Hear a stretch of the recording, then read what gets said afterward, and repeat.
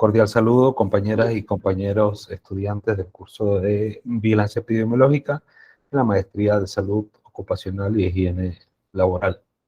Para mí un gusto saludarles nuevamente en la oportunidad de ver entonces en la sesión 3, sesión sincrónica número 3, algunos elementos relacionados con la preparación del sistema de vigilancia epidemiológica y repasaríamos un poco los conceptos previos, ¿no es cierto? Sobre prevalencia, incidencia, epidemia, los tipos de estudios epidemiológicos. ¿Okay? Adicionalmente, quisiera presentarles acá en el Jamboard que estábamos trabajando.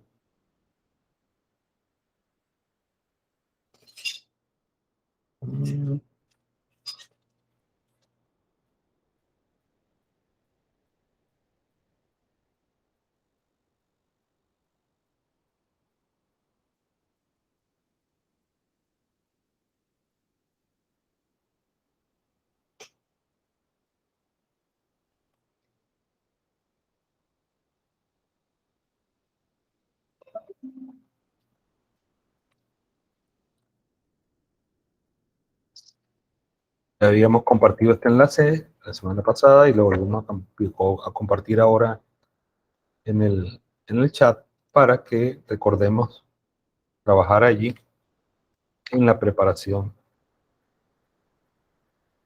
de nuestro sistema de vigilancia epidemiológica. De algunos elementos, como pudieran ser en ese Jamboard,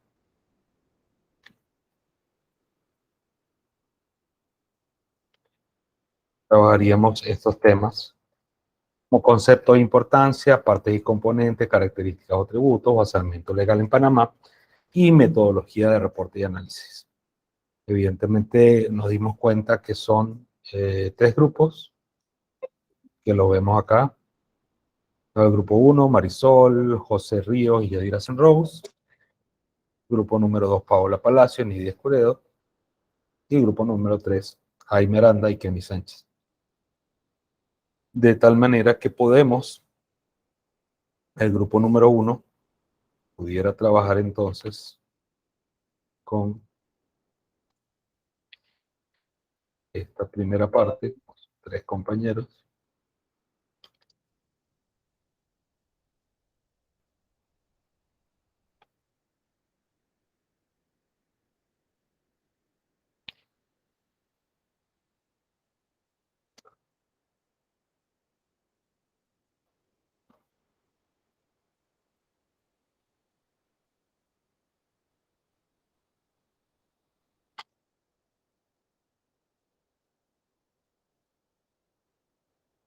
¿Se está observando en pantalla?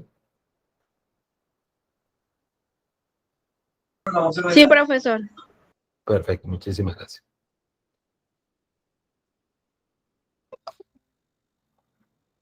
El otro grupo, basamento legal en Panamá.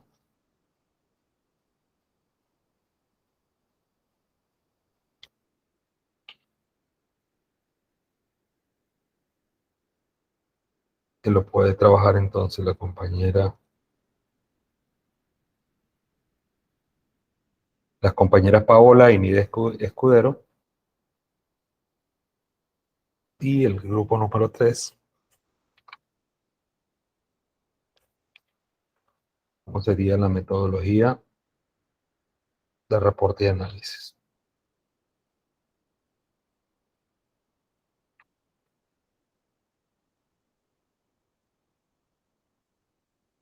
¿De qué? De un sistema de vigilancia epidemiológica. ¿De acuerdo? Entonces, lo que tiene que hacer es cada equipo va creando acá mismo, le puede dar siguiente marco. Por ejemplo, grupo 1, grupo 2. Le damos acá siguiente y creamos este espacio para este grupo.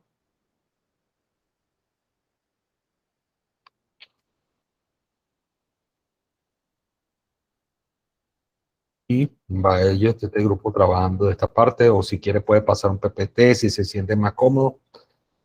Perfecto. Como ustedes trabajen cómodos, lo importante es que vayamos avanzando. En esta última semana no vi nadie que entrara, ni pusiera una fotico, ni un comentario, ni un meme. No pusieron, pero nada. Pero bueno, entendemos que fue Profe, una semana muy productiva. Dígame, licenciado. profe, bueno, por mi parte, yo tenía un poco de dudas sobre eso, Ajá. así que fíjate que mi grupo no participó ni colocó nada, porque no tenía muy en claro para qué era que ustedes nos habían compartido esa herramienta. Y volví a ver la clase porque tuve problemas con la carga de mi celular y no estaba en casa, a Ok. ver si usted había explicado algo más, pero vi que no, que estaban hablando en general de la materia y no vi más nada de ese tema. No se preocupe, hay tiempo por hacerlo. Gracias, licenciado. Solo déjeme copiar entonces estos grupos hacia acá.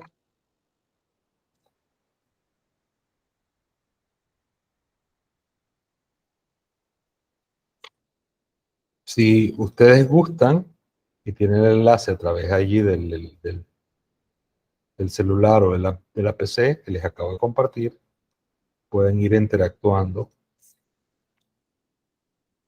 a ver cómo es esta herramienta, de manera que les permita trabajar en línea al mismo tiempo. No tienen que estarse mandando la presentación, sino que todos lo van haciendo como aquí mismo. Si necesitan espacio, lo que hacen es aquí colocar crear marco. Vuelvo a dar una breve explicación. Aquí en el lado izquierdo tenemos la herramienta bolígrafo. Si ustedes quieren escribir algo, hacer alguna línea o referencia, lo pueden hacer. Esta otra segunda, un borrador. Y como su nombre lo dice, lo que va es a borrar algunos elementos que ya hemos hecho antes. Bien.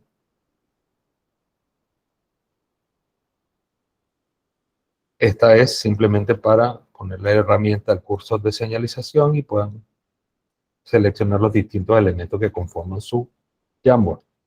Con esta herramienta acá, que parece como una etiqueta adhesiva, colocan su POSIT o nota adhesiva. Fíjense que es tan fácil, cambien el color de ese POSIT y pudieran entonces colocar un texto. ¿Sí? Epidemiología.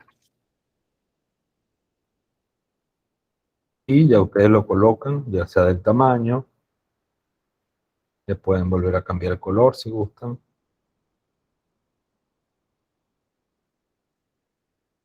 O rotarlo si así les parece. ¿Sí? Esta es la herramienta para colocar notas adhesivas o posits. Esta otra herramienta, si gustan agregar una imagen, el simbolito acá, puede ser alguna que tengan en el archivo del computador.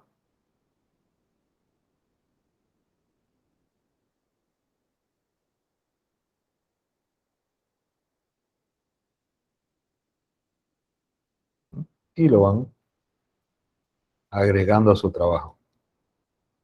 O pueden colocar Google Imágenes y hacer la búsqueda correspondiente. Entonces podemos poner aquí vigilancia laboral y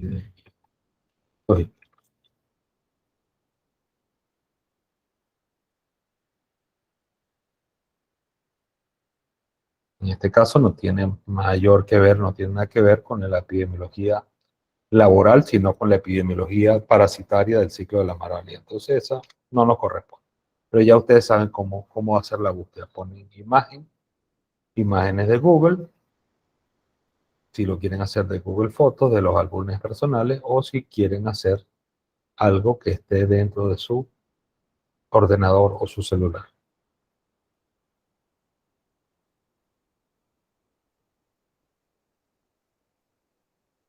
Estas sesiones son un poco prácticas porque la idea no es aturdirles solamente con información técnica o teórica, sino que ustedes pueden interactuar y aprender el uso de otras herramientas. Cuéntenme alguna pregunta, compañeros, alguna... Profe, disculpe, profe. No se preocupe, ingeniero, ¿cómo está? Si puede volver a mandar el link para aquí mismo a los mensajes, ¿Cómo no? para ver, es que no me aparece, tiene que ser que me conecté tarde y ya no lo tengo. No se preocupe. Eso no, Gracias. no, orden siempre. Y copio ahí más o menos los temas que deberíamos ir trabajando en esta primera fase.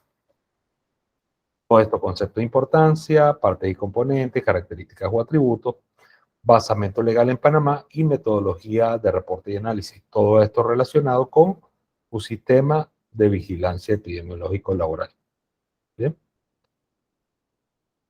Aprovechemos estos minutos, Paola, Ángel, José Ángel, licenciadas, Marisol, Nidia, para interactuar con la herramienta, ¿no es cierto? Para que puedan, de una manera práctica, van cada uno paseando hacia donde están sus respectivos grupos y pueden colocar alguna información que ustedes consideren de interés.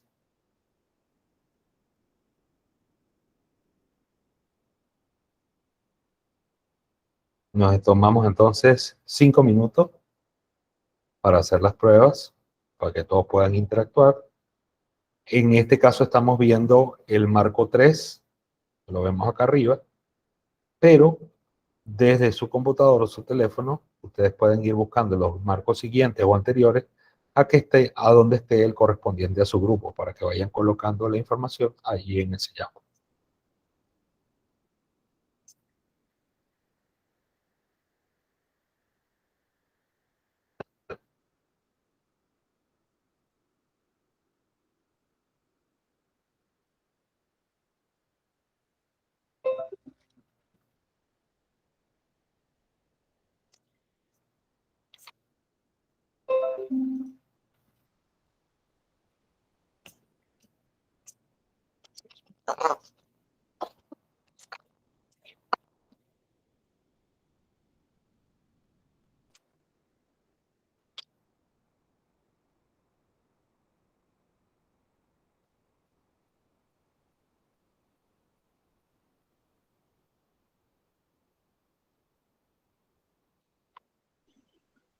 Profe, el tema de nosotros es conceptos claves, investigar conceptos claves. Voy. Sí, disculpen un momentito, sí, solo quería verificar que estaba el micrófono activado. ¿Me habló, perdón, licenciada? ¿Quién era la que conversó? Patricia, Paola. El tema, no estoy aquí en la herramienta que usted nos dio, pero estoy viendo es que el grupo 3, Jaime Aranda, Kenny, lo que no sé, creo que se me movió en el celular fue el tema de los... Si usted ¿De qué tema pertenece al nos grupo, corresponde? disculpe, 2, el grupo 2, que sería el basamento legal de en los Panamá. sistemas en Panamá, del sistema de vigilancia epidemiológica, porque muchos de los ejemplos que hemos visto anteriormente son temas o españoles, o colombianos, o mexicanos, que también han implementado en su legislación y en su prevención laboral, en los sistemas de vigilancia epidemiológica. Pero básicamente revisemos en Panamá qué es lo que hay, si está tipificado o normado por las leyes de la República o algún decreto, y si no está, bueno, por lo menos nombrar qué pudiera estar relacionado dentro de la ley del trabajo o algunos de los reglamentos que regulan la materia. ¿Sí? Ok. Repito, con el compañero Jaime Aranda y Kenny Sánchez estarían en el grupo número 3 y nos hablarían de la metodología de reporte y análisis para un sistema de vigilancia epidemiológica. El grupo número 2, Paola Inide Escudero, el basamento legal en la República de Panamá. Y el grupo número 1, la licenciada ingeniero Marisol, compañero José Río y el ingeniero Yadira Rose, nos hablarían de concepto de importancia, bien resumido, cuáles serían las partes y componentes y cuáles serían las características o atributos principales. 2 minutos más para que puedan interactuar un poco con la herramienta, copiar ese enlace en alguna parte de su archivo para que puedan acceder. De todas maneras lo compartí en el grupo de WhatsApp por si acaso a alguien se le pierde. Lo puede encontrar ahí en el historial de archivos de mensajes de WhatsApp.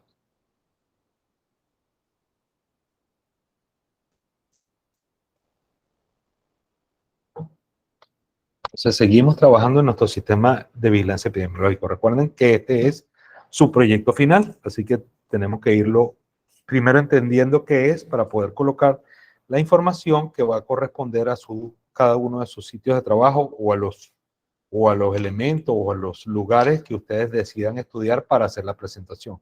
No necesariamente tiene que ser su sitio de trabajo. Mucho mejor porque a veces podemos obtener más información de allí, pero no es mandatorio. Pueden utilizar cualquier otro ejemplo. Siempre en la República de Panamá, por supuesto.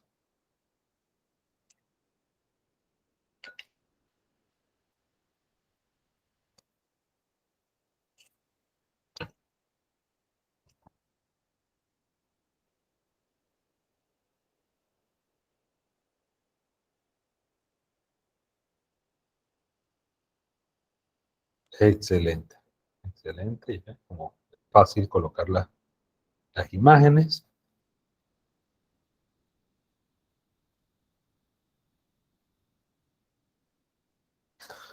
Adicionalmente, quiero mostrarles otras herramientas que también tiene, que es la creación de alguna figura, como lo puede ser un círculo, en este caso, o si le damos acá la flechita, un cuadrado, o diferentes figuras geométricas, ¿no es cierto? Y en este caso es para colocar un cuadro de texto, cuando el texto es mayor o más, o quieren colocarle otro tipo de letra, o tipo de letra, entonces creamos un cuadro de texto y en este caso sí podemos observar cómo se crea un cuadro de texto similar al que se crea en PowerPoint. Acá le cambiamos entonces, por ejemplo, el tipo, el tamaño. Si lo que cambiaremos, cambiar los colores, la fuente o la, la disposición. Si alineado a la izquierda, centrado o alineado a la derecha. Esta última herramienta es como una especie de apuntador láser, simplemente nos ayuda para hacer referencia en determinado momento en un punto de la presentación, pero esa desaparece automáticamente, como lo pueden ver. Este es el momento que ustedes estén presentando y quieran resaltar algo, por ejemplo, vamos a resaltar acá el planeta, lo resaltamos, se visualiza, pero después desaparece el resaltado.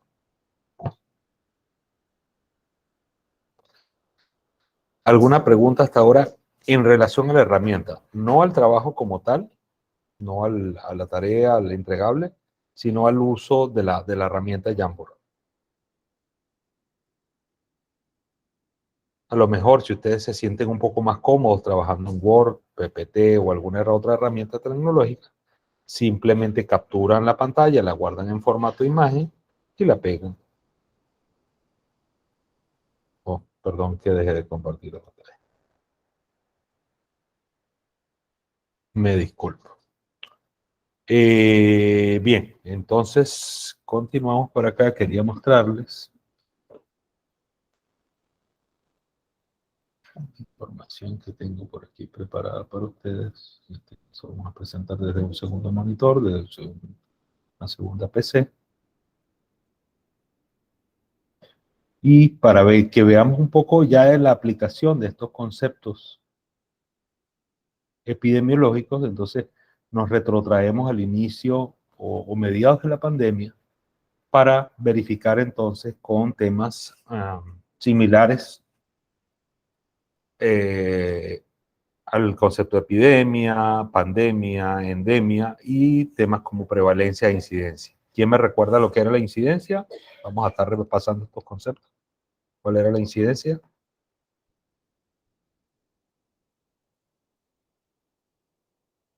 No se peleen por participar. ¿Cuál era la incidencia? Número de casos. Es la cantidad de nuevos casos de una enfermedad. Muy bien, esa es la incidencia. ¿Y la prevalencia? Son los casos. Perdón, licenciada o ingeniero Marisol. Profe, es la cantidad, es el número de personas específicas que tienen cierta enfermedad, o sea, ya determinada. Ok, los casos ya existentes, ¿no es cierto? Es justo. Exacto. Muy bien, licenciada Paola. Incidencia, casos nuevos. Prevalencia, casos ya existentes. Epidemia, entonces, era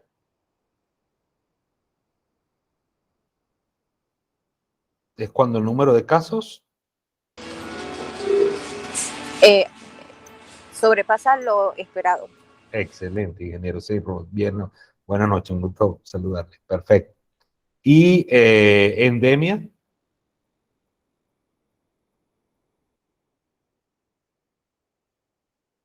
Era cuando el número de casos está dentro del rango esperado. La ocurrencia en la cantidad de aparición de esta enfermedad o de esta condición se mantiene, no es que desaparece totalmente, pero el número de casos se mantiene dentro de lo esperado en relación a periodos o años anteriores. ¿Sí? Un ejemplo de ello, dengue, malaria, es endémico. Estas condiciones son endémicas en nuestros países de Latinoamérica, porque nunca es que desaparecen totalmente, sino que se mantiene un número de casos más o menos similar a los años anteriores. Pero ¿qué pasa si ocurren 100 casos, 200 casos más en ese año? Entonces se convertiría para ese año en un brote epidémico. Tiene un comportamiento epidémico. Perfecto.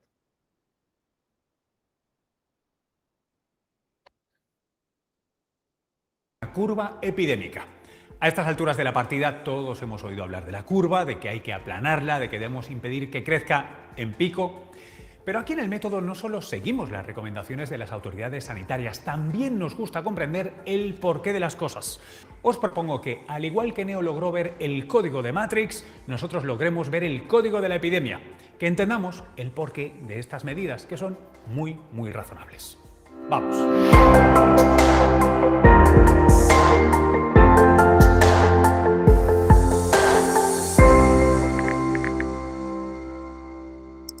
La curva, aquí la tenéis. En un eje, el número de nuevos casos confirmados. En el otro, el paso del tiempo. El área debajo de esta curva es el número total de casos para todo el tiempo que dure la epidemia. Lo básico lo tenemos. Ahora vamos a por los detalles científicos.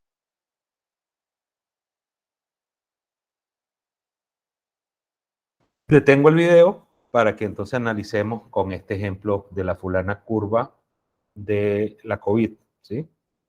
Entonces, ¿qué representaba esta línea? ¿Quién me recuerda qué representaba la línea? En el eje de las X, el número de casos, ¿no es cierto? Y en el eje de la Y, cantidad de casos, número de casos. Casos nuevos, ¿no? Entonces, ¿sería una curva de qué? ¿De incidencia o de prevalencia? Si son casos nuevos. De incidencia. Excelente. Y en el eje de las Y, entonces tenemos el tiempo. Fíjense que para que tenga un comportamiento epidémico, ocurre un alto número, crecimiento, y después desaparece. Si esto, por ejemplo, subiera un determinado número de casos y se mantuviese en el tiempo de esta manera, haciendo una especie de meseta o plató, entonces tuviera un comportamiento no epidémico, sino que ya se convertiría en una endemia, porque van pasando los años y se mantiene más o menos el mismo o similar número de casos. En la primera parte, un elevado número de casos de algo que no existía, entonces tiene un comportamiento epidémico. Las epidemias usualmente son rápidas y después desciende el número de casos, pero si se mantiene en el tiempo, los mismos casos esperados, entonces ya cambia esa curva a un comportamiento comportamiento endémico. Listo. La tenéis. En un eje, el número de nuevos casos confirmados. En el otro, el paso del tiempo. El área debajo de esta curva es el número total de casos para todo el tiempo que dure la epidemia. Lo básico lo tenemos. Ahora vamos a por los detalles científicos más interesantes. Quiero que empecemos por conocer a Ander Galisteo. Él es investigador y ha escrito un artículo, Matemáticas para entender la curva, que lo está petando en redes. Ander, confieso que me entra cierto dolor de cabeza con el crecimiento exponencial en general y con el de la curva en particular. ¿Por qué crece tan rápido? La curva es difícil de explicar porque a los seres humanos la intuición de exponencial se nos hace difícil. No es solo que el número de personas contagiadas en este caso crezca, sino que la velocidad de crecimiento crece. Eso implica que el primer día podemos tener una persona, el segundo día tenemos 2, el tercer día tenemos 4, pero a los 21 días somos capaces de tener 21 millones de personas infectadas si el crecimiento fuera exponencial. Gracias, Ander. Enseguida vuelvo contigo y seguimos con las matemáticas, pero vamos a ver qué implicaciones tiene todo esto que me estás contando. He llamado a Ignacio López Goñi, él es catedrático de microbiología y uno de los mejores divulgadores que conozco. Quienes seguís el programa ya le conocéis. ¿Qué baja aún cuando sigue habiendo muchos contagios? Porque no me queda muy claro.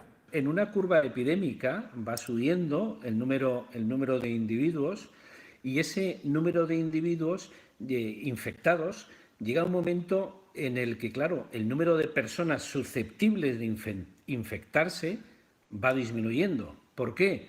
Pues porque hay personas que ya se han inmunizado, hay personas que hemos podido vacunar quizá, hay personas que se han curado o desgraciadamente hay personas que se han muerto. Con lo cual, poco a poco, el número de personas susceptibles de pasar la enfermedad va disminuyendo. Entonces, la curva epidémica va subiendo, llega a un pico y luego empieza a bajar. Sí, pero en el caso concreto de este SARS-2, ¿por qué es tan inclinada, tan brutal comparada con, yo qué sé, con una gripe, por ejemplo? Estamos ante un virus nuevo, un virus para el que no tenemos inmunidad previa. Por lo tanto, todo el mundo es susceptible y para el que no tenemos vacuna. Este virus está haciendo una curva muy picuda, ¿verdad?, en su epidemia, ¿no? ¿Qué nos interesa? Nos interesa bajar esa curva, es decir, que la curva sea más chata y más alargada, porque en ese trozo de ahí, en el que es como un pico rápido, es donde el sistema... Detengo un momento para preguntarles entonces, si cambiamos esa curva y la hacemos chata y alargada, le estamos cambiando ese comportamiento, ¿no es cierto? Pasándolo de epidémico más bien a endémico, porque en el transcurso del tiempo tiende a haber más o menos un número similar de casos. Y ese fue el objetivo cuando hablábamos de achatar la curva, porque de esta manera hacíamos o permitíamos que se enfermara un menor número de personas en el día a día y esta área bajo la curva que comentaban anteriormente, ¿qué son? Es la prevalencia, realmente todos los casos que están ya enfermos con la condición. Los casos nuevos son los que están en la parte superior, la parte roja, en este caso azul oscuro, y todo lo que está en el área bajo la curva sería la prevalencia. Los casos que se van sumando más los ya existentes. Se puede colapsar. Lo que queremos es que ese número de pacientes se reparta mejor a lo largo del eje temporal para que no pase por encima de un límite crítico, la línea que marca la capacidad de atender a pacientes en el sistema sanitario. A los virus lo que más le gusta es mucha gente muy junta y moviéndose, ¿vale? Cuando no tenemos una vacuna, la vacuna eres tú. Lo que tienes que hacer es separarte. Estas medidas de aislamiento, estas medidas de cuarentena, porque de esa manera estamos cortando la cadena de transmisión del virus. Habrá el mismo número de infectados, pero el sistema no se colapsará. Y de esa manera salvaremos muchas vidas. Gracias, Ignacio. Ha quedado muy, muy claro. Yo soy la vacuna. Por cierto, me encanta cómo pintas en el aire, ¿eh? Vale, antes de seguir, quiero enseñaros el futuro. Bueno, va, a aproximarlo. Porque, aunque no sabemos cómo será el futuro de esta epidemia, sí sabemos cómo ha sido el futuro de otras situaciones parecidas que vivimos en el pasado. Mirad. Aquí. Esta curva es de una epidemia de gripe, a pelo, sin medidas de ningún tipo. Pero ahora mirad qué le pasa si vacunamos al 10, 20, 30, 40% de la población. ¿Habéis visto? Bueno, claro, nos lo acaba de recordar Ignacio, ¿no? No tenemos vacuna contra el COVID-19. Vale, pero tengo otra gráfica. Fijaos qué pasa cuando en lugar de vacunar lo que hacemos es aplicar distanciamiento social. Mirad, esto de nuevo es a pelo, sin medidas. Y aquí cierran las escuelas una semana, 2, 4. ¿Veis cómo se achata la curva? Este es el efecto que estamos buscando. No es teórico, sabemos que funciona. Volvamos con Ander, que lo habíamos dejado esperando. Ander, buenas. Sí, lo que me gustaría es que nos explicases el factor humano. Existen dos variables que son las más importantes para entender este tipo de contagio. Primero, con cuántas personas interactúa cada paciente que tiene la infección. Y la segunda es la probabilidad de contagio con cada persona que hemos interactuado. La variable del número de contactos depende de cómo interactuemos nosotros con las personas. Si, por ejemplo, nosotros fuéramos un ermitaño en la mitad del bosque, nosotros no necesitaríamos tener ningún tipo de precaución porque no tenemos contacto con nadie, con lo cual no podemos nosotros infectar a nadie. Sin embargo, nosotros interactuamos todos los días con un montón de gente en distintas partes de la sociedad y es por eso que tenemos que tomar precauciones para no contagiarles. Por cierto, esto me recuerda a algo que decía Adam Kucharski. Él es matemático de la London School of Hygiene and Tropical Medicine y él decía que podíamos entender esta epidemia o cualquier tipo de epidemia con 4 letras. Veréis. D-O-T-S. Duración, es decir, el tiempo que somos contagiosos. Cuanto más tiempo, peor. La O de oportunidad. ¿Cuántas veces contactamos con otras personas y les damos una oportunidad al virus? Esa, por cierto, es la única que depende de nosotros. La T, transmisibilidad. Esas dos se contagian muy fácilmente en esas gotículas de saliva o los estornudos. Y por último, esta S de susceptibilidad. Esta es fácil. Si hay inmunidad previa o vacunas, pues no todo el mundo es susceptible. Pero con este virus completamente nuevo, todos somos susceptibles de pillarlo. D-O-T-S. Ahora quisiera mostraros lo que me contó Elizabeth Diago Navarro sobre otros elementos que influyen de manera clave en la reproducción del virus. Vamos a verla. Se puede ver afectado por variables ambientales, como por ejemplo sucede con la gripe estacional. Puede ser que de repente el virus mute o la bacteria mute y pierda esa capacidad de transmisión y haga que desaparezca y que baje su capacidad infectiva. También medidas ambientales. Si por ejemplo se produce una desinfección de las superficies y limpieza de superficies y ventilación de lugares que disminuya la presencia del virus en el ambiente, eso también va a hacer que su capacidad de transmisión disminuya en una comunidad dada. Por cierto, con Elizabeth también hablamos de las curvas de los distintos países y aquí quiero ser tajante. No podemos comparar peras con manzanas. Mirad, mirad.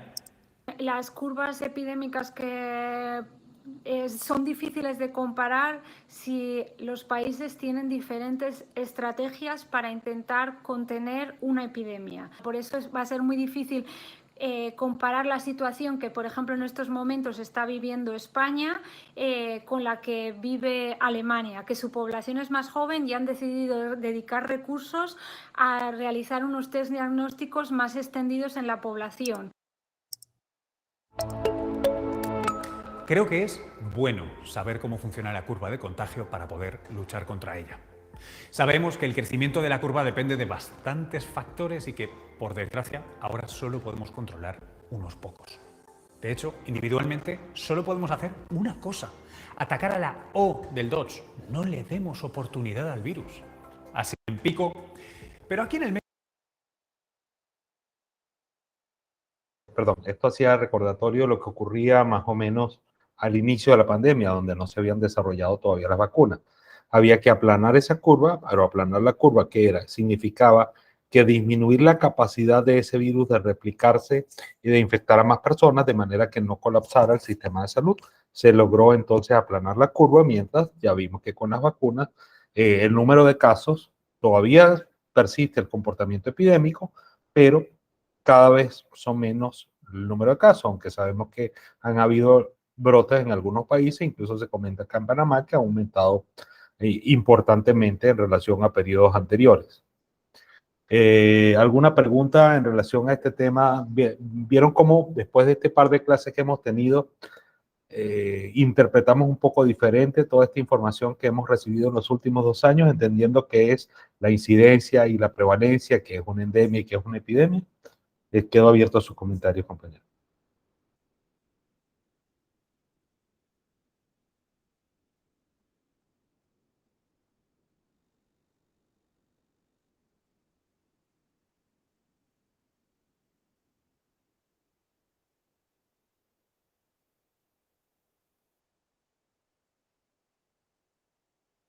Bueno, buenas noches Hola, buenas noches, ¿cómo está usted? a todos.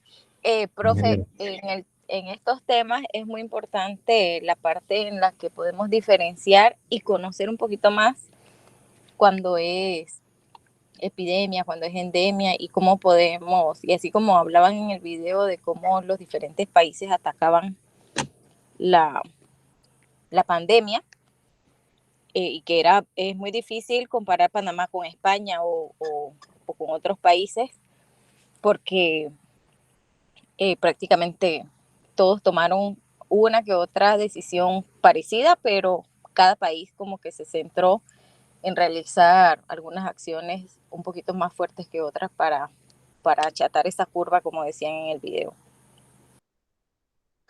Gracias, ingeniero. Entonces, Sí, adelante, yo licenciado Ríos. yo pensaría que también ayudó mucho la cultura de los países. O hay países que manejan una mejor cultura que otros y eso beneficia a achatar la curva por tema de conciencia. Cuando no hay conciencia en la sociedad, o prácticamente, y no tenemos los recursos como pasó que en este caso era la vacuna o la conciencia para el distanciamiento, la curva se va a hacer siempre más empinada y más alta.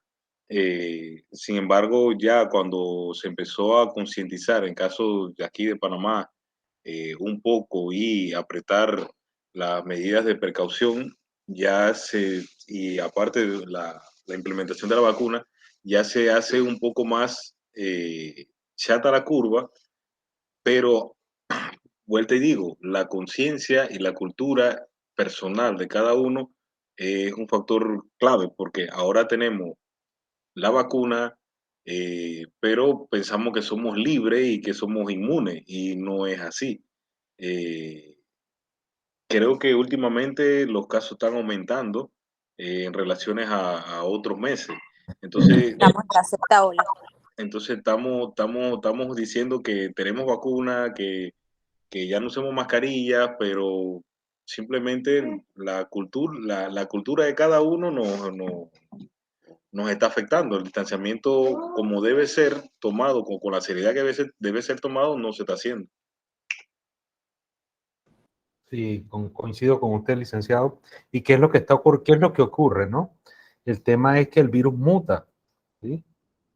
¿Qué significa una mutación del virus? O sea, quiere decir que en el DNA o el ADN, el ácido desoxirribonucleico, desoxirribonucleico de ese virus, que es el material genético, hay cambios aleatorios, ¿no? Eso no ocurre porque el virus quiere mutar, sino que todo el tiempo hay cambios aleatorios en ese ADN. Los virus que se mueren, digamos que los atacó la vacuna o la respuesta inmunológica del huésped, bueno, realmente la vacuna lo que hace es potenciar o preparar la respuesta inmunológica del huésped. Ese virus que fue muerto y atacado ya no se va a replicar porque evidentemente ese ADN se destruyó. Pero como aleatoriamente se producen miles, millones de cambios en las diferentes cepas de virus, entonces al cambiar alguna molécula o la posición en la que estaban colocadas esos ácidos nucleicos, entonces produce un virus diferente que ya no es reconocido por el sistema inmunológico. ¿Sí? Entonces, al no ser reconocido, es el que va a prevalecer. O sea, algo aleatorio, ese cambio aleatorio hizo que cambiara una proteína o una conformación de ese virus, de tal manera que ya cambió la manera en que era reconocida por el sistema inmunológico. ¿Sí? Entonces, las vacunas fueron creadas o son creadas para el virus existente, ¿no es cierto? Y los virus comparten muchas partículas en común, que si la proteína Spike, y muchas de las vacunas están producidas contra la proteína Spike o espícula, como le llamamos en castellano. Pero ¿qué pasa? Algunos de estos virus han mutado y entonces ya no están presentando o no presentan ese Spike o tiene una forma tridimensional diferente que ya no es reconocida. ¿Sí? Entonces, sí, la investigación y el desarrollo está en la producción de vacunas tan pronto se descubran estas variaciones o mutaciones nuevas del virus, pero siempre va a estar como detrás la carrera, ¿no? Porque primero tienen que descubrir la cepa para poder crear la vacuna. Y entonces eso lleva un tiempo mientras se desarrolla, se comercializa y se le distribuye a toda la población. Mientras tanto, que debemos ser, como dice el licenciado Río, responsables, congruentes con lo que venimos diciendo, que para evitar los contagios es aún fundamental el distanciamiento social y las medidas de protección personal. Muchísimas gracias. Quiero presentar nuevamente, si ustedes me permiten, algo ya más enfocado a lo que venimos hablando de los sistemas de vigilancia epidemiológica.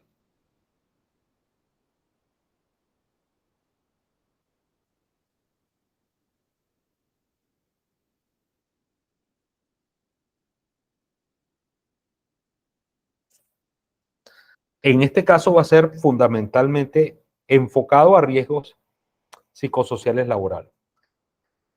En la primera parte de la clase hablábamos de un virus, ¿sí? Un factor de riesgo biológico para la producción de enfermedad. Su comportamiento infeccioso, virulento, hace que haya una cantidad de contagios, una gran cantidad de casos en un corto periodo de tiempo. Le da un comportamiento entonces epidémico.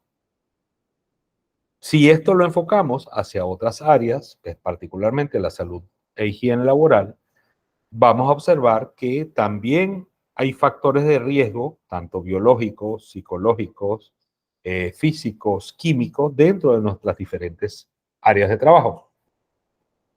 No me dejará mentir que para los compañeros que trabajan en el sistema de salud, el mismo hecho de trabajar en los hospitales y clínicas los hacían susceptibles a contagiarse con este virus, un riesgo biológico importante. Pero no solamente en el trabajo tenemos factores biológicos, sino, como les repito, físicos, químicos, mentales, espirituales incluso, o psicosociales o culturales. Entonces vamos a ver este sistema, vamos a cambiarlo ya a algo no tan virulento, ni tan agudo, ni tan rápido en el número de casos, como lo es un virus, sino que lo vamos a enfocar, escuchando las palabras del profesor, algo relacionado con riesgos psicosociales, que probablemente produzcan un número de casos, pero que no sea tan violento o tan rápido el crecimiento como lo puede ser un riesgo biológico, pero que definitivamente tenemos que dar ojo avisor a cuántos casos se están presentando, cuáles son los factores de riesgo asociados, ¿para qué? Para prevenir, para crear un sistema lo suficientemente robusto de vigilancia epidemiológica que permite ejercer la prevención y la vigilancia. En este video vamos a explicarte qué es, para qué sirve y cómo se crea un sistema de vigilancia epidemiológico para la gestión de los riesgos psicosociales laborales. Bienvenidos. De más está decir, prestémosle atención porque quizás aquí nos den algunas luces, algunas directrices sobre lo que vamos a ir haciendo entonces en nuestro respectivo Jamboard. Una vez que ya ustedes trabajen en la parte de conceptos y definiciones, base legal en Panamá, y por ejemplo la metodología, entonces después iremos haciendo cada uno de los grupos enfocado a un área de trabajo. Vamos a ir desarrollando ese sistema de vigilancia epidemiológica siguiendo esta metodología que nos va a hablar el grupo 3 y siguiendo la metodología que nos puede compartir el profesor acá en este video.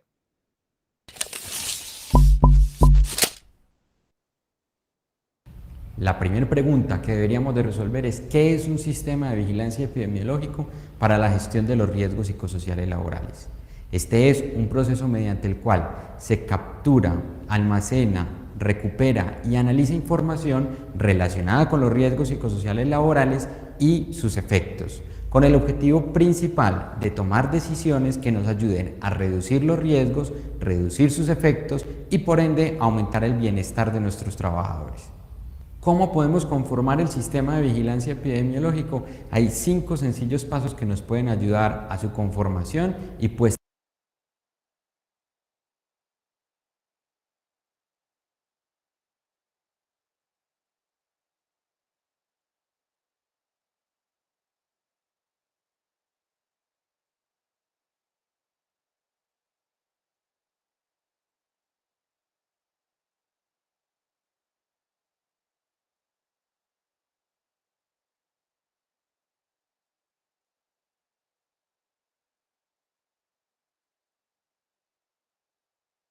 puesta en funcionamiento. El primero, definiendo sus objetivos. Segundo, estableciendo los lineamientos que nos van a ayudar para su gestión. Tercero, asignando roles y responsabilidades. Cuarto, proporcionando los recursos que se requieren para que pueda operar de forma correcta. Y quinto y último, diagnosticando e interviniendo los riesgos psicosociales laborales que requieran algún tipo de control. De los riesgos psicosociales laborales. Este es un proceso mediante el cual se captura, almacena, recupera y analiza información relacionada con los riesgos psicosociales laborales y sus efectos, con el objetivo principal de tomar decisiones que nos ayuden a reducir los riesgos, reducir sus efectos y por ende aumentar el bienestar de nuestros trabajadores. ¿Cómo podemos conformar el sistema de vigilancia epidemiológico? Hay 5 sencillos pasos que nos pueden ayudar a su conformación y puesta en funcionamiento. El primero, definiendo sus objetivos. Segundo, estableciendo los lineamientos que nos van a ayudar para su gestión. Tercero, asignando roles y responsabilidades. Cuarto, proporcionando los recursos que se requieren para que pueda operar de forma correcta. Y quinto y último, diagnosticando e interviniendo los riesgos psicosociales laborales que requieran algún tipo de control. Para construir los objetivos del sistema de vigilancia epidemiológico, tenga presente que debe construir al menos 2 tipos de objetivos, el general y los específicos. En el general le recomendamos que tenga presente que el objetivo fundamental del sistema de vigilancia epidemiológico es aumentar el bienestar de nuestros trabajadores. Y para lograr eso, en los objetivos específicos, usted debería al menos contemplar que debe definir con claridad los criterios y pautas por los cuales va a administrar el sistema de vigilancia. Debe tener como objetivo específico el proceso de evaluación, de diagnóstico, de intervención y finalmente de monitoreo sobre los aspectos que requieran ser controlados y monitoreados. Establecer los lineamientos con los cuales usted va a gestionar su sistema de vigilancia epidemiológico implica responder algunas de las siguientes preguntas. ¿Cuándo y cómo realizar la evaluación de los factores de riesgo? ¿Qué criterios utilizar para determinar qué factor de riesgo debe ser intervenido y monitoreado? ¿Quién puede acceder a la información del sistema donde se almacenan los datos y cómo se puede acceder a dicha información? Todas estas preguntas podrían dividirse alrededor de 3 grandes ejes: los lineamientos transversales, los lineamientos para el diagnóstico y los lineamientos para la intervención. En los lineamientos transversales usted va a realizar todas aquellas definiciones que se relacionen con el proceso de principio a fin, es decir, aquellos aspectos que tienen que ver con la ética, el compromiso, los recursos para el sistema, la documentación y la tecnología. Todas las definiciones alrededor de esos aspectos son lineamientos de tipo transversal. Los lineamientos asociados al diagnóstico tienen que ver con la forma y las premisas con las cuales nosotros vamos a gestionar todo el proceso de diagnóstico, que va desde definir la frecuencia con la cual se va a realizar hasta quién puede acceder a qué información y cómo puede acceder a ella. Y finalmente, los lineamientos asociados a la intervención van a dar el norte y las directrices que le van a ayudar a usted a tomar las decisiones sobre cómo intervenir un factor de riesgo psicosocial que requiera control. Luego de haber definido... Entonces, primero identificamos lineamientos transversales, de qué estamos hablando, de qué empresa, qué rubro, qué industria, con qué recursos contamos, qué tipo de tecnología estamos utilizando para el diagnóstico, no solamente en el diagnóstico, sino en el control y en el archivo o manipulación de los datos relacionados. Y entonces después, con qué frecuencia se va a hacer el análisis de la información determinada con los factores de riesgo laborales y a través de qué instrumento se va a medir. O sea, para poder determinar o detectar ciertas condiciones o factores de riesgo, tenemos que tener criterios de medición. Así como para medir la cantidad de luz que hay en un determinado área de trabajo, se requiere la utilización de un dispositivo para medir la intensidad de la luz. De la misma manera, entonces, para factores de riesgo psicosocial, evidentemente hablan encuestas, tablas, instrumentos para evaluar la presencia o no de ciertos factores de este tipo, ¿no? Entonces, en base a la información obtenida, la tabulamos, la procesamos para determinar cuál ha sido la incidencia, la prevalencia y cuáles son los factores de riesgo asociados en la producción de algunos eventos de salud laboral. ¿Para qué al final? Para diseñar y ejecutar aquellas medidas preventivas o elementos de protección que debamos utilizar en nuestra fuerza laboral para evitar el impacto negativo en su salud. Definido los objetivos del sistema de vigilancia epidemiológico y los lineamientos con los cuales lo vamos a gestionar, debemos de definir nuestra matriz de roles y responsabilidades. Para ello hay 4 grandes componentes. Primero, el rol, que corresponde al papel que va a desempeñar alguien dentro del sistema de vigilancia.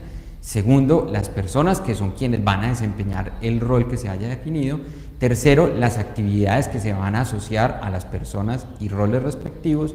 Y cuarto, las responsabilidades específicas que vamos a tener sobre cada una de las actividades. Por ejemplo, los roles que podemos tener en un sistema de vigilancia epidemiológico para el riesgo psicosocial son los gerentes, directores, coordinadores, un rol de gestión humana, de seguridad y salud en el trabajo y de diseño organizacional. Y las personas son las personas al interior de la organización que se van a asignar a esos respectivos roles. Tengan presente que una persona podría asignarse a más de un rol. Segundo, las actividades. Estas son las principales actividades que en términos generales usted podría llegar a desarrollar dentro del sistema de vigilancia epidemiológico. Definir los objetivos, definir los lineamientos, definir los roles, asignar los recursos al sistema, preparar a la organización para un diagnóstico o evaluación, planear la logística del diagnóstico, aplicar pruebas, tabular, analizar los resultados del diagnóstico, ejecutar la intervención y aprender de todo el proceso que se lleve a cabo. Teniendo eso presente, debemos de considerar que sobre esas actividades hay responsabilidades específicas. Por ejemplo, sobre cada una de ellas yo podría tener una responsabilidad de diseño, aprobación, ejecución, patrocinio, información o participación. Vamos a ver esto de forma integrada. Por ejemplo, en este caso estamos diciendo que Pedro Pérez se le asignó el rol de gerente, a Juan Rulfo se le asignó el rol de director coordinador, gestión humana, seguridad y salud en el trabajo, y a María Antonieta se le asignó el rol de diseño organizacional. Cuando tenemos la asignación de roles con personas, podemos pasar a crear o generar la matriz de responsabilidades. En este caso, cada uno de los roles están en la primera columna y las responsabilidades están en las siguientes columnas. Y aquí podemos marcar en la celda correspondiente si ese rol específico tiene o no responsabilidad sobre cada una de esas actividades. De esta forma, nosotros vamos a poder saber de forma muy sencilla quién debe hacer qué y cuál es el alcance de lo que cada una de las personas debería de realizar. Si ya ha definido los objetivos de su sistema, ha creado los lineamientos que le van a ayudar para su gestión y creado la matriz de roles y responsabilidades, el siguiente paso es asignar los recursos para que el sistema pueda operar de forma correcta.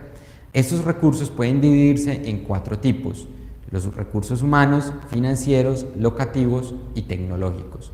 Con respecto a los recursos humanos, le recomendamos que establezca con claridad cada una de las personas que va a participar del sistema de vigilancia epidemiológico. Esto lo puede derivar de la matriz de roles y responsabilidades, establecer cuántas horas va a trabajar cada una de las personas en el sistema. En resumen, compañeros, tenemos que tomar y tener en cuenta en nuestro sistema quiénes son las personas, ¿verdad?, que van a conformar este equipo de trabajo de salud ocupacional y cuál va a ser su alcance, cuáles son las responsabilidades y si estas responsabilidades son de tipo simplemente gerenciar o son diseñar o es evaluar, es controlar o es reportar. De tal manera de poder asignar los recursos, tanto recursos humanos como recursos financieros o recursos económicos, para que evidentemente cada uno de estos roles pueda ejercer las funciones para las cuales están diseñado su puesto en el sistema de vigilancia epidemiológica. Y esto es para más o menos una introducción a lo que se espera de ese proyecto final. Estamos en las primeras fases, pero recuerden por favor que no vamos a estar más de 6 o 7 semanas en esto y que al final deben hacer un resumen para presentar según la metodología Pecha-Kucha, 20 láminas. ¿Cómo era la cosa? 20 láminas, 20 segundos cada lámina, 400 segundos, en los cuales ustedes van a explicar rápidamente en qué consiste el sistema de vigilancia epidemiológico de su determinada organización y si depende del rubro de la organización y el tipo de epidemiología que maneja, o sea, cuáles son las condiciones predominantes, cuál es la incidencia y cuál es la prevalencia de las condiciones o enfermedades ocupacionales, entonces ustedes van a desarrollar el sistema enfocado o adaptado a esas necesidades. ¿Alguna pregunta hasta ahora, mis estimados compañeros?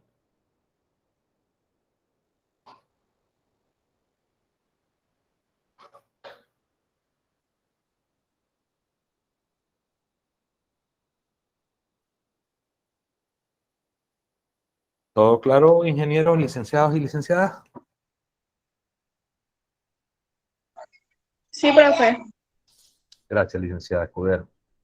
Perfecto. Entonces, ya vamos a ir dando una introducción al tema de la semana entrante, ¿no? Que ya empezar a hablar de las enfermedades ocupacionales propiamente dichas, en la cual vamos a realizar una tarea según el sílabo que tiene que ver con la creación de un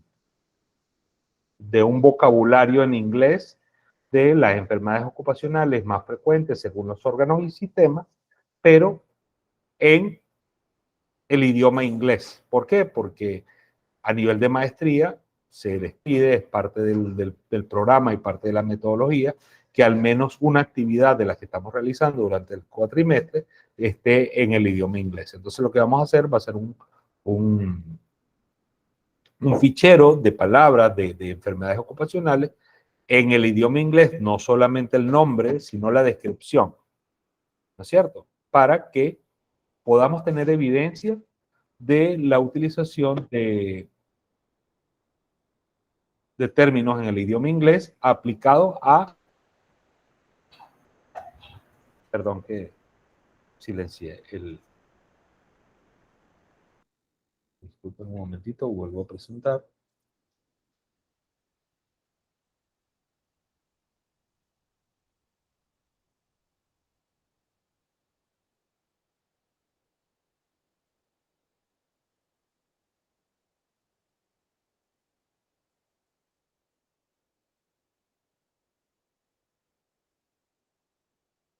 Hola amigos, este es un nuevo video de Conduce tu Empresa. El día de hoy aprenderemos enfermedades ocupacionales, concepto, clasificación y medidas preventivas. Si te gusta este contenido, no te olvides darle me gusta y suscribirte a nuestro canal. Recuerda que cada semana subimos un nuevo video que facilita la formación de profesionales con la capacidad de desarrollar organizaciones exitosas. Ahora empecemos. Una enfermedad ocupacional es aquella que ha sido adquirida en el puesto de trabajo por cuenta ajena al propio trabajador y del cual el empleador se debe responsabilizar. Por eso es importante que todo empresario conozca las enfermedades ocupacionales que pueden existir en su empresa. Por ello, el día de hoy aprenderemos qué son las enfermedades ocupacionales, clasificación de las enfermedades ocupacionales, medidas preventivas para evitar enfermedades ocupacionales y enfermedades ocupacionales más recurrentes. ¿Qué son las enfermedades? Y detengo yo el video a propósito, ¿no? ¿Quién quiere participar y comentarnos qué consideran ustedes que es una enfermedad ocupacional? Siendo que ya muchos de ustedes tienen la licenciatura o algunas especialidades o algunos cursos en la materia. Adelante, los escucho.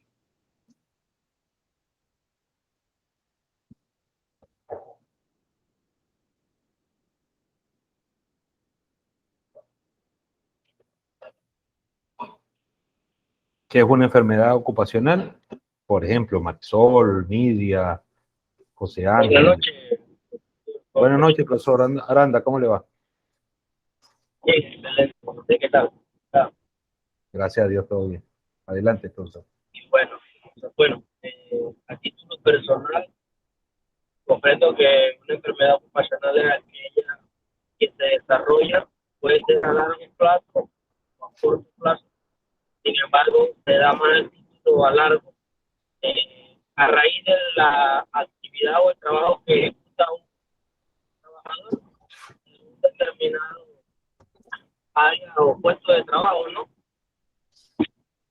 a raíz de dicha actividad. Y si mal no recuerdo, existen enfermedades crónicas y hay una entidad que no recuerdo nombre. No se me corrige si estoy en lo correcto. Muchísimas gracias, licenciado Aranda, por su participación. Muy acertada su intervención. Sí, son aquellas enfermedades cuya base, cuyo origen tiene que ver una relación con el trabajo, ¿no es cierto? Quizá opino un poco diferente en el sentido que no necesariamente tienen que ser crónicas o en el largo tiempo. Depende más bien de la etiología, cuál es la causa que lo está ocurriendo, ¿no? Un ejemplo de ello, un agente de la ley y el orden, ¿sí? Un compañero de los estamentos de seguridad, quien dentro de su trabajo como servidor público y velante de la paz y la seguridad, recibe un traumatismo o una herida por un arma de fuego o un objeto cortante o un objeto punzante o contuso. Eso no es crónico, no ocurre en el tiempo, sino que es algo agudo, una lesión aguda. Igual que un colaborador manejando una carga, pues el sistema falla y esa carga cae y le produce una lesión en el sistema musculoesquelético. Tampoco se necesitó mucho tiempo. Pero sí, definitivamente, tanto en el caso 1 como en el caso 2, hubo una relación o una asociación causal entre la función, el trabajo que desempeña la persona y la aparición de esa enfermedad, ¿verdad? O esa condición. El hecho que se llama enfermedad es cualquier cosa que cambia el bienestar biológico, psicológico o social. No necesariamente consideramos enfermedad algo de muy larga duración. Si hay algo rápido y agudo que cambia ese bienestar, por supuesto es una enfermedad. Una enfermedad aguda o una enfermedad traumática, pero enfermedad al final. Perfecto, muchísimas gracias. Continuamos con el video. No sé si alguno de los compañeros tiene alguna opinión o alguna pregunta diferente. Y que lo interrumpa, si no me equivoco también, creo que existe una tabla que clasifica cuáles entran o no entran como enfermedades ocupacionales. Tiene usted razón. Y ya, digamos, de alguna manera también hay una evaluación, no solamente por la Organización Mundial de la Salud, de la Organización Mundial del Trabajo, y cada uno de los entes regulatorios en la materia de cada uno de los países. No solamente el Ministerio de Sanidad en la República de Panamá, sino también el Ministerio del Trabajo y Desarrollo Laboral. Cada país, cada legislación puede considerar una diferente de la otra. Pero en general, de manera general, son todas aquellas que tienen una base que está en relación con la actividad que usualmente desempeña la persona. Muchas gracias, licenciado Aranda. Adelante. Sí, le escuchamos, licenciado.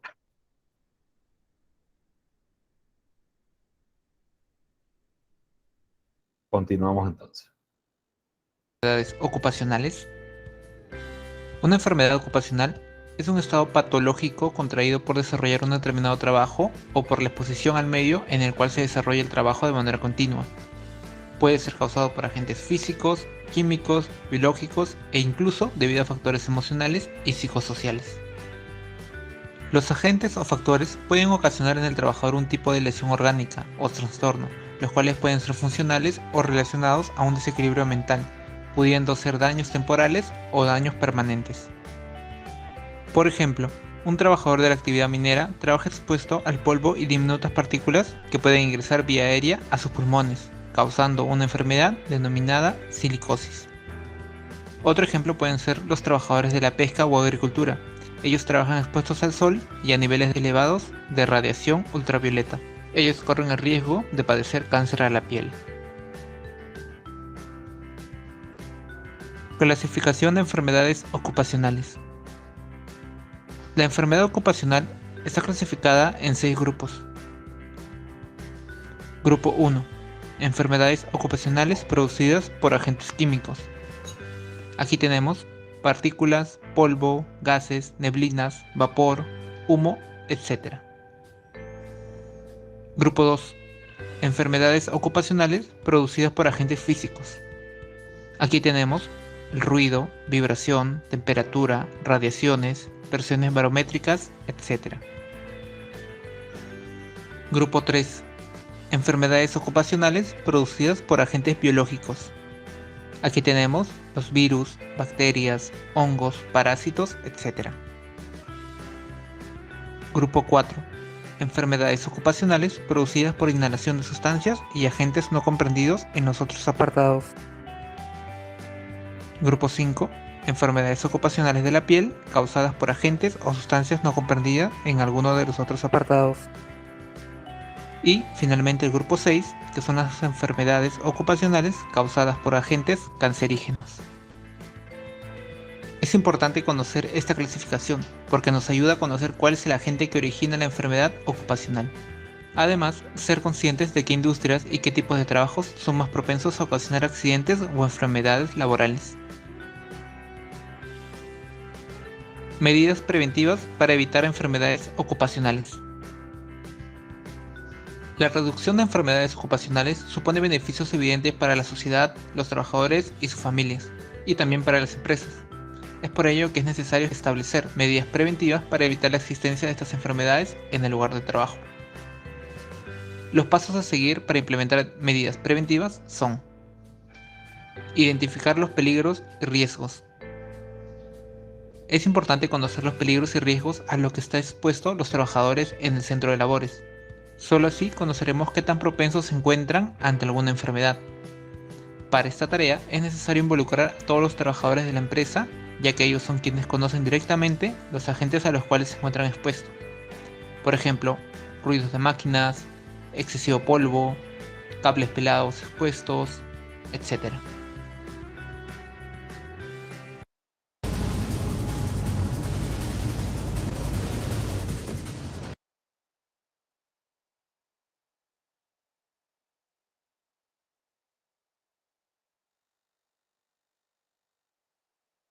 Un recordatorio entonces a lo que vamos a seguir trabajando durante esta semana. Culminaríamos el sistema de vigilancia epidemiológico. Perdón, comparto pantalla para que lo puedan ver.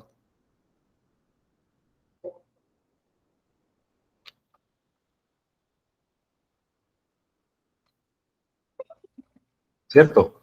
Terminamos acá cada uno de los grupos. Entonces, grupo número 1, hacer sus láminas, puede ser una o las que considere necesarias para terminar su trabajo, ¿no? En el caso de la licenciada Paola y la licenciada Nidia, basamento legal en Panamá, bien explicadito cuál es la norma, cuál es la ley, cuál es el reglamento y qué dice, por ejemplo, los artículos más importantes relacionados con esta norma o ley. Y los compañeros Jaime y Kenny hablarían sobre la metodología de reporte y análisis. Esto es parte de la tarea que venimos trabajando durante la semana pasada. Lamentablemente no hicimos mayor avance, pero se va uniendo entonces a ese vocabulario que vamos a realizar. Con 5, cada uno de los compañeros va a trabajar sobre 5 enfermedades ocupacionales en el idioma inglés, con la debida explicación también en inglés de en qué consiste y a qué riesgo laboral y cuál de los tipos de riesgo laboral está relacionado. ¿Sí? ¿Se entiende la asignación o actividad? Sí, profe. Perfecto. Entonces eso lo vamos a ir realizando en un formato en el aula Moodle que puedan utilizar entonces por abecedario, en orden alfabético, la enfermedad que usted encontró, la coloca ahí en esa respectiva letra junto con su breve descripción. Profe, serían 5 por cada uno. 5 por cada uno de nosotros. No les quiero poner más porque tenemos que trabajar todavía en el Jamboard del sistema de vigilancia epidemiológico, ¿no es cierto? Vuelvo a copiar el enlace del Jamboard para que no se nos olvide. Acá en el chat del Meet, pero les recuerdo que está en el historial de mensajes de nuestro fabuloso grupo de WhatsApp, ¿sí? Por favor, cualquier duda que tengan, no se la guarden para la otra sesión. Me escriben, me llaman, que yo siempre estoy muy pendiente de ustedes y atento a cualquiera de sus dudas, ¿sí? Preguntas, comentarios, recomendaciones, les escucho.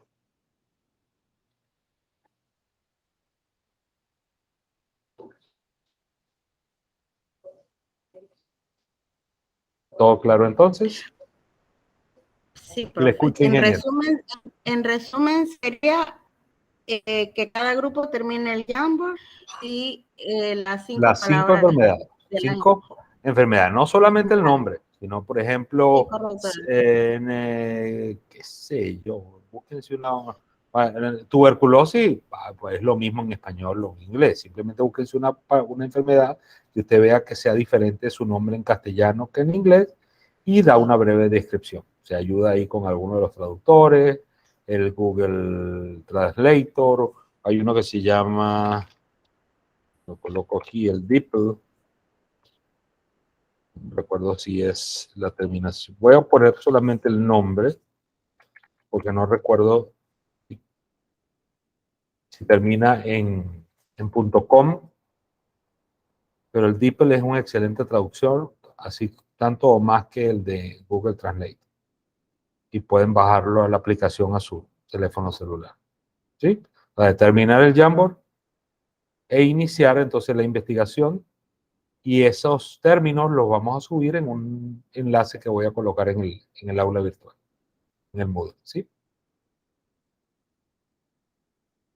Bueno, mi estimada familia, compañeros. Disculpe, licenciado Aranda, adelante. Se me fue la señal, ahí me perdí un poco. Lo último mencionado es el vocabulario en inglés que dijo, ¿verdad? Sí. Son 5 palabras, dar la información de la palabra. 5 enfermedades ocupacionales en idioma inglés, así como su descripción. Ok, gracias, profesor. No, a ustedes, compañeros. Y terminar el Jamboard, que ahí volví a colocar el enlace, se lo vuelvo a pegar por si acaso. Quedo atento por ahí al WhatsApp y si me pueden ayudar con el enlace que les compartí más temprano sobre el uso de redes sociales, nos veremos entonces el martes para que puedan participar pues de esa docencia con otras universidades. Muchísimas gracias y que tengan una excelente noche. Profe, eso nada más sería conectarse, lo que usted compartió, el enlace. Sí, allí solamente conectarse y si gustan escuchar, si quieren hacer alguna pregunta, la pueden hacer en el chat porque va a haber un chat por ahí y después daremos respuesta a sus preguntas o interrogantes. Básicamente tiene que ver un poco con el uso responsable de las redes sociales en general. No voy a hablar específicamente de Facebook, de Instagram, de LinkedIn, sino más o menos de manera general que puede ser importante para nosotros profesionales tener en cuenta a la hora de interactuar con redes sociales. Ah, listo, profe. Licenciada Palacio, estimadas compañeras y compañeros. Le escucho, licenciado Aranda. Por lo menos de mi parte, pues yo me inscribí, pero el día martes pues, se me hace un poco complicado porque yo estoy en otra universidad. Claro, es presencial. Y entonces, no se preocupe. eso sí es martes y jueves. Entonces sí, pues, sí me inscribí en lo que fue lunes y miércoles. Yo sé que ustedes van a estar allí de corazón, no se preocupen. Muchísimas gracias. Profe, había otro link que usted envió de una jornada de salud preventiva. Esa es otra cosa. Haya la vida, salud preventiva. Sí, eso era una... Dice una jornada de salud preventiva que es del 21 al 24 a las 6 de la tarde, dice. Ah, sí, esa es otra, esa va a ser el día el día lunes. Yo se las comparto porque igual ustedes están en el ámbito de la salud. Voy a hablar con la UNICIT en una charla para todos los estudiantes y profesores relacionados con la salud, en este caso salud reproductiva y sexual, que me tocó ese tema, me pidieron la colaboración. En el enlace van a ver allí que hay otros temas. Ustedes pueden participar del tema que ustedes prefieran. A mí me toca el lunes con el tema de salud sexual y reproductiva. Listo, gracias, profe. Totalmente voluntario, nada obligatorio. Que tengan una feliz noche. Bendiciones. Pues, Igual, profe. Feliz noche, profe. ya que descansen. Gracias, profe.